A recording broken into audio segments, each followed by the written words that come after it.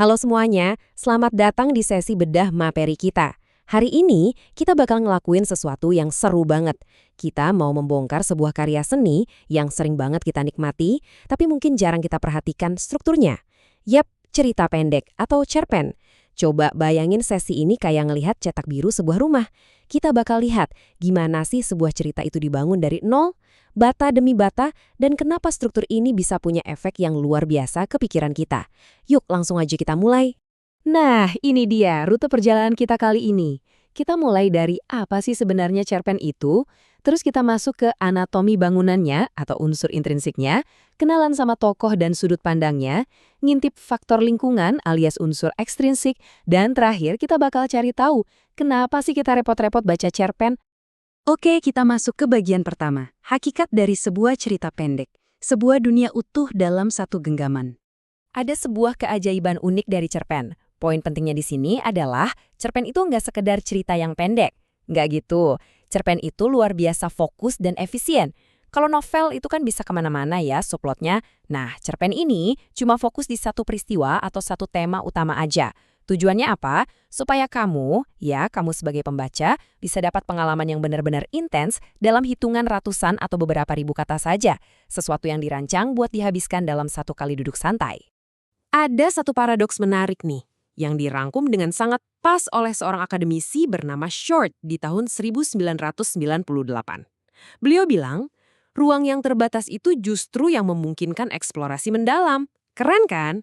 Jadi, keterbatasan kata di sini bukanlah sebuah kelemahan. Justru itu kekuatan yang memaksa si penulis buat meracik setiap kalimatnya dengan sangat hati-hati dan penuh makna. Sekarang, mari kita melangkah ke bagian kedua, anatomi bangunan cerpen kita, yaitu unsur intrinsik. Coba bayangin, cerpen itu kayak sebuah rumah. Nah, struktur di dalam rumah ini kita sebut sebagai unsur intrinsik. Ada 7 elemen penyusunnya: tema, alur, latar, penokohan, sudut pandang, gaya bahasa, dan amanat. Ketujuh hal ini ibarat pilar, batu bata, dan semen yang ngiket semuanya dari dalam. Hilang satu aja, bangunan cerita kita ini dijamin nggak bakal bisa berdiri tegak. Fondasi beton dari rumah kita ini adalah tema. Tema itu ide dasar, tujuan utama yang pengen disampaikan sama penulisnya. Tanpa tema yang kokoh, serealistis apapun karakternya, seindah apapun latarnya, rumah itu gampang banget ambruk. Makanya, kadang kita harus baca agak jeli buat bener-bener nangkep apa sih fondasi utama yang lagi dibangun sama si penulis ini. Terus yang bikin narasi jadi seru itu adalah alurnya. Alur itu ibarat lorong-lorong rumah yang nuntun kita jalan dari satu ruangan ke ruangan lain. Ada yang namanya alur maju, ini kayak lorong lurus. Ceritanya ngalir aja secara kronologis dari perkenalan, masuk ke konflik, sampai ke penyelesaian. Tanpa ada adegan lompat-lompat. Simple, logis, dan gampang banget buat diikutin. Tapi gimana kalau arsitek rumahnya iseng dan pengen main-main dikit? Disinilah kita ketemu alur mundur, di mana cerita tiba-tiba dibuka dari puncak konflik terus ditarik mundur buat ngejelasin masa lalunya. Atau yang lebih gokil lagi, alur campuran. Ini tuh beneran kayak labirin di dalam rumah, kita diajak maju mundur antara kilas balik dan masa kini. Wah, kalau yang ini sih bener-bener butuh konsentrasi ekstra buat bacanya. Tentu aja, lorong-lorong tadi butuh dekorasi dong biar nggak sepi. Nah, itulah tugas dari latar atau setting. Latar ini bertindak sebagai desain interior dari cerita kita. Entah itu latar tempat kayak di kerajaan atau hutan, latar waktu pas zaman penjajahan atau matahari terbenam, sampai latar sosial yang nampilin adat istiadat masyarakat. Detail-detail inilah yang bikin kita sebagai pembaca ngerasa, wah ini dunianya nyata banget. Oke, rumah udah jadi, udah didekorasi. Bagian ketiga, mari kita kenalan sama penghuninya, yaitu tokoh dan sudut pandang. Penghuni rumah ini punya peran dan sifat yang beda-beda. Pertama, ada protagonis, si pejuang kebenaran. Terus ada antagonis. Nah, ini poin pentingnya. Antagonis itu adalah pihak yang melawan atau ngasih hambatan ke protagonis. Tapi ingat, mereka belum tentu penjahat atau monster yang jahat banget loh ya. Kadang mereka cuma punya kepentingan yang bertolak belakang aja. Terus satu lagi, ada tritagonis, si pihak ketiga yang biasanya netral atau jadi penengah. Terus gimana cara penulis ngenalin mereka ke kita? Ada 2 cara. Kalau penulis pakai teknik analitik, mereka bakal belak-belakan bilang, oh si Budi ini orangnya pemarah. Tapi kalau pakai teknik dramatik, ini yang seru. Penulis ngajak kita jadi detektif.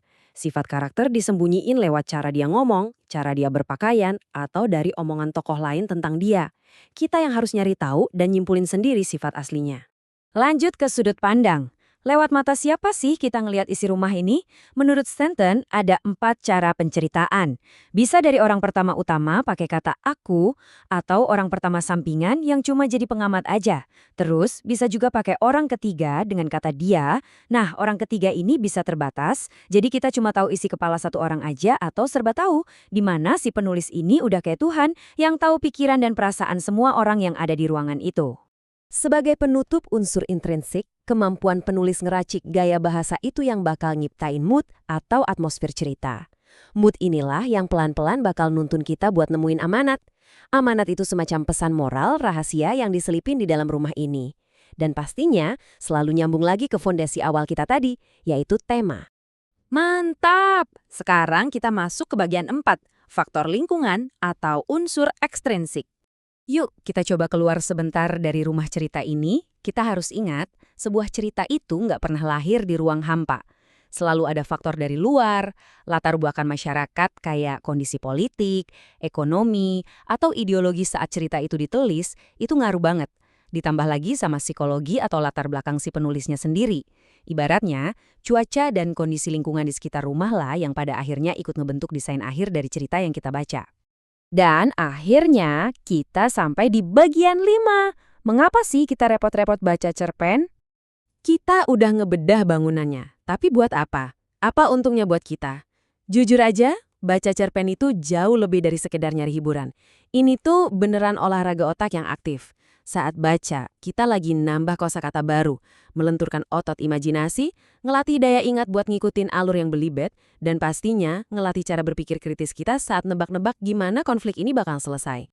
Nggak cuma soal logika, ini juga perjalanan emosional. Pas kamu ngebaca tokoh yang lagi sedih atau berjuang mati-matian, kamu tuh secara harfiah lagi ngelatih empati kamu sendiri untuk dunia nyata.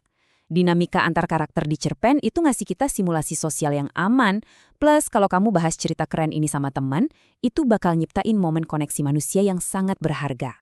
Jadi, kita udah lihat fondasinya, nelusurin lorong alurnya, kenalan sama penghuninya, sampai sadar betapa luar biasanya efek baca cerpen buat otak dan empati kita. Sekarang, sebelum kita selesai, coba deh pikirin ini. Cerita pendek apa sih yang terakhir kali benar-benar mengubah cara kamu berpikir? Coba renungin itu sebentar. Biarin rasa penasaranmu muncul lagi, dan semoga kamu segera menemukan cerpen hebat berikutnya buat dibaca.